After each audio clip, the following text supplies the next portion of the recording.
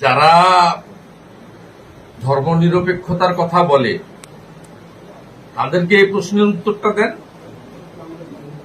যিনি ভবানীপুর উপনির্বাচনের সময় বলছিলেন আমি হিন্দু বাড়ির মেয়ে বলে আমাকে বিদেশে যাওয়ার অনুমতি দিল না প্রধানমন্ত্রী ভারত সরকার, সে হিন্দু বাড়ির মেয়ে ঘুমাচ্ছে কেন? অষ্টমী থেকে যা চলছে,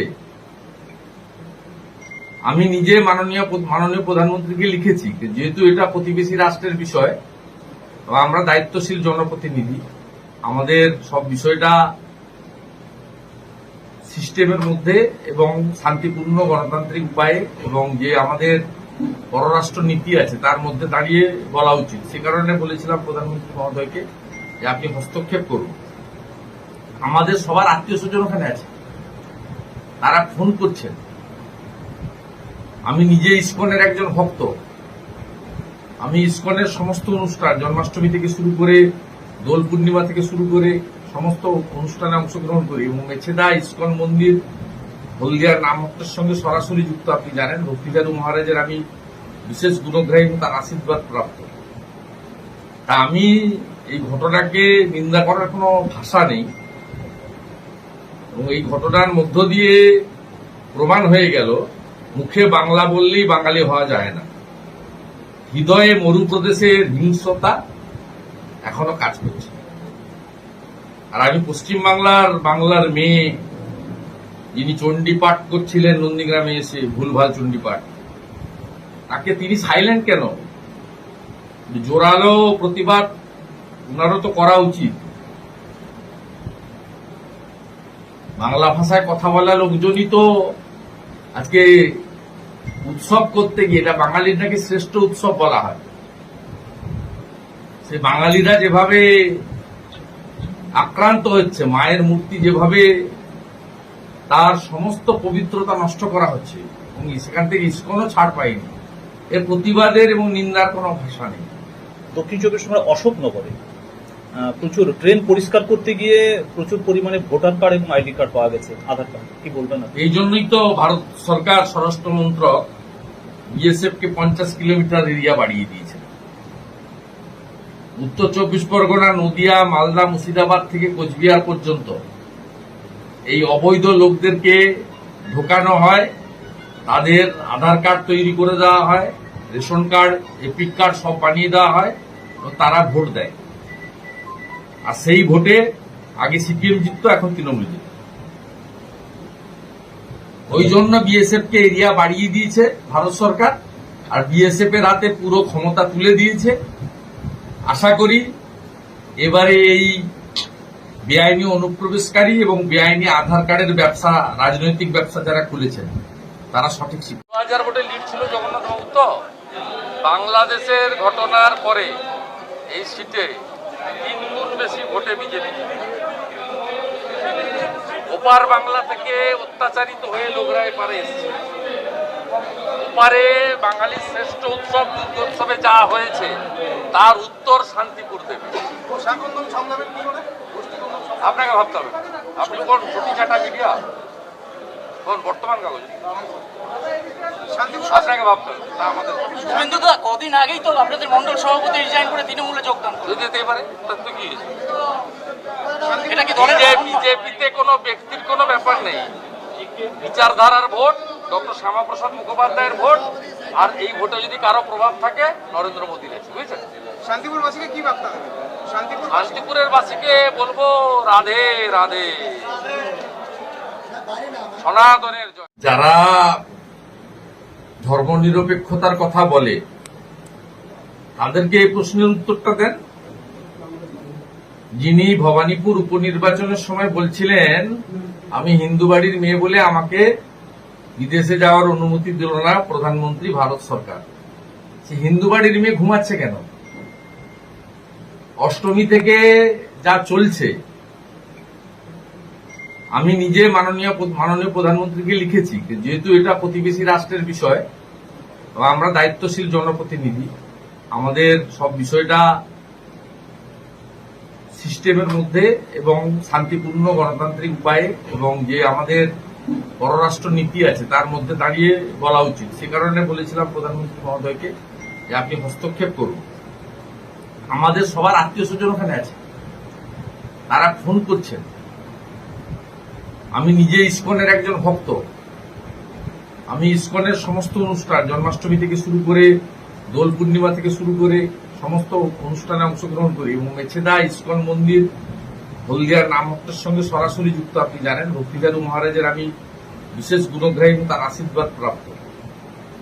তা আমি এই ঘটনাকে নিন্দা করার কোনো ভাষা নেই এবং এই ঘটনার মধ্য দিয়ে প্রমাণ হয়ে গেল মুখে বাংলা বললেই বাঙালি হওয়া যায় না। হৃদয়ে মরুপ্রদেশের হিংস্রতা এখনো কাজ করছে। আর আমি বাংলার মেয়ে যিনি চণ্ডীপাঠ করছিলেন নন্দীগ্রামে এসে, ভুলভাল চণ্ডীপাঠ, তাকে তিনি সাইলেন্ট কেন? জোরালো প্রতিবাদ ওনারও তো করা উচিত। বাংলা ভাষায় কথা বলা লোকজনই তো আজকে উৎসব করতে গিয়ে, এটা বাঙালির নাকি শ্রেষ্ঠ উৎসব বলা হয়,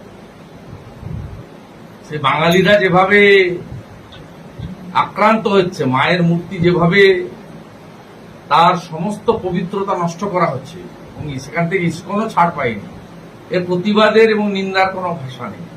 দক্ষিণ চব্বিশ পরগনার অশোকনগরে প্রচুর ড্রেন পরিষ্কার করতে গিয়ে প্রচুর পরিমাণে ভোটার কার্ড এবং আইডি কার্ড পাওয়া গেছে, আধার কার্ড, কি বলবেন? এই জন্যই তো ভারত সরকার স্বরাষ্ট্র মন্ত্রক বিএসএফ কে 50 কিলোমিটার এরিয়া বাড়িয়ে দিয়েছে। উত্তর 24 পরগনা, নদিয়া, মালদা, মুর্শিদাবাদ থেকে কোচবিহার পর্যন্ত এই অবৈধ লোকদেরকে ঢোকানো হয়, তাদের আধার কার্ড তৈরি করে দেওয়া হয়, রেশন কার্ড, এপিক কার্ড সব বানিয়ে দেওয়া হয়, তারা ভোট দেয়। আর সেই ভোটে আগে সিপিএম জিততো, এখন তৃণমূল জিততো। ওই জন্য বিএসএফ কে এরিয়া বাড়িয়ে দিয়েছে ভারত সরকার, আর বিএসএফ এর হাতে পুরো ক্ষমতা তুলে দিয়েছে। আশা করি এবারে এই বেআইনি অনুপ্রবেশকারী এবং বেআইনি আধার কার্ডের ব্যবসা, রাজনৈতিক ব্যবসা যারা খুলেছেন, তারা সঠিক শিক্ষা। 2000 ভোটে লিড ছিল জগন্নাথ বাবু। তো বাংলাদেশের ঘটনার পরে এই সিটে 3 গুণ বেশি ভোটে বিজেপি।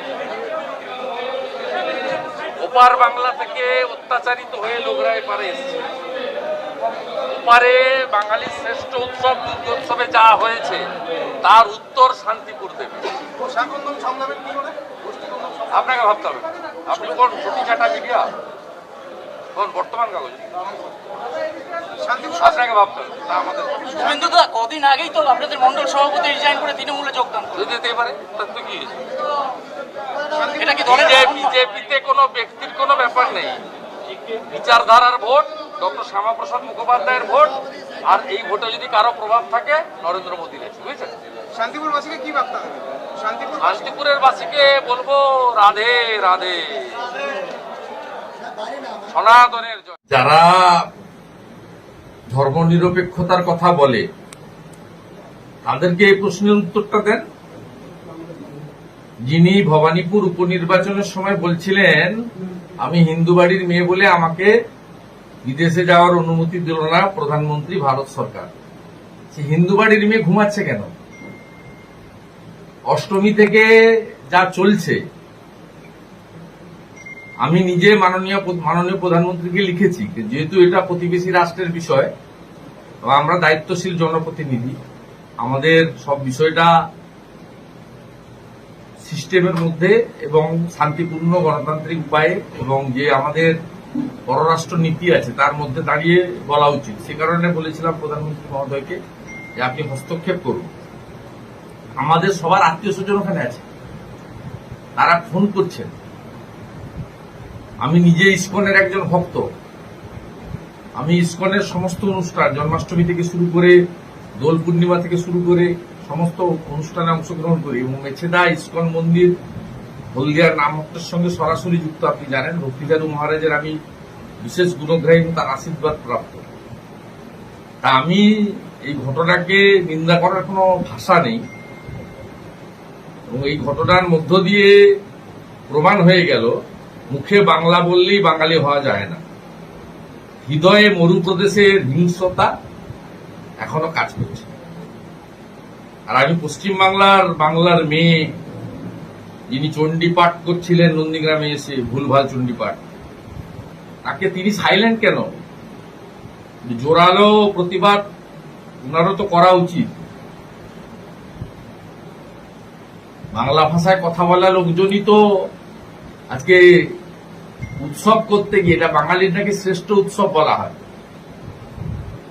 সেই বাঙালিরা যেভাবে আক্রান্ত হচ্ছে, মায়ের মূর্তি যেভাবে তার সমস্ত পবিত্রতা নষ্ট করা হচ্ছে, এবং সেখান থেকে ইসকনও ছাড় পায়নি, এর প্রতিবাদের এবং নিন্দার কোনো ভাষা নেই।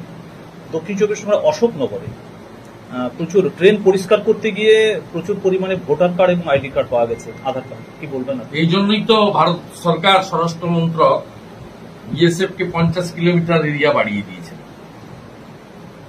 উত্তর চব্বিশ পরগনা, নদিয়া, মালদা, মুর্শিদাবাদ থেকে কোচবিহার পর্যন্ত এই অবৈধ লোকদেরকে ঢোকানো হয়, তাদের আধার কার্ড তৈরি করে দেওয়া হয়, রেশন কার্ড, এপিক কার্ড সব বানিয়ে দেওয়া হয়, তো তারা ভোট দেয়। আর সেই ভোটে আগে সিপিএম জিততো, এখন তৃণমূল জিতত। ওই জন্য বিএসএফ কে এরিয়া বাড়িয়ে দিয়েছে ভারত সরকার, আর বিএসএফ এর হাতে পুরো ক্ষমতা তুলে দিয়েছে। আশা করি এবারে এই বেআইনি অনুপ্রবেশকারী এবং বেআইনি আধার কার্ডের ব্যবসা, রাজনৈতিক ব্যবসা যারা খুলেছেন, তারা সঠিক শিক্ষা। 2000 ভোটে লিড ছিল জগন্নাথ বাবু। তো বাংলাদেশের ঘটনার পরে এই সিটে 3 গুণ বেশি ভোটে বিজেপি। ওপার বাংলা থেকে অত্যাচারিত হয়ে লোকরা এপারে এসছে। ওপারে বাঙালির শ্রেষ্ঠ উৎসব দুর্গোৎসবে যা হয়েছে তার উত্তর শান্তিপুর দেবে। গোসাইকন্দম সামলাবেন কি করে? গোষ্ঠীকন্দম সামলাবেন? আপনাকে ভাবতে হবে। আপনি কোন সতী চাটা মিডিয়া, কোন বর্তমান কাগজ, শান্তিপুর আপনাকে ভাবতে হবে। তা আমাদের শুভেন্দু দা, কদিন আগেই তো আপনাদের মন্ডল সভাপতি রিজাইন করে তৃণমূলে যোগদান করেন। যদি দিতে পারে তার তো কি হয়েছে? এটা কি দলের বিজেপিতে কোনো ব্যক্তির কোনো ব্যাপার নেই। বিচারধারার ভোট, ডক্টর শ্যামাপ্রসাদ মুখোপাধ্যায়ের ভোট, আর এই ভোটে যদি কারো প্রভাব থাকে নরেন্দ্র মোদীর আছে, বুঝেছেন? শান্তিপুরবাসীকে কি বার্তা দেবেন? শান্তিপুরের বাসীকে বলবো রাধে রাধে, সনাতনের জয়।